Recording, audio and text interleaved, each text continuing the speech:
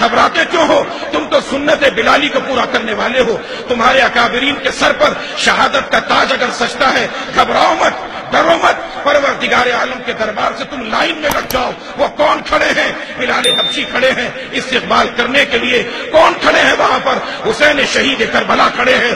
کون کھڑے ہیں؟ امام ابن تیمیہ حرانی کھڑے ہیں. کون کھڑا ہے؟ احمد ابن حنبل کھڑا ہے. کون کھڑا ہے تم کو استقبال کہنے کے لیے، گلے میں پھولوں کا ہار ڈالنے کے لیے؟ عطا اللہ شاہ بخاری کھڑے ہیں، حسین احمد مدنی کھڑے ہیں، شیخ الہند کھڑے ہیں. ارے گھبراتے کیوں ہو؟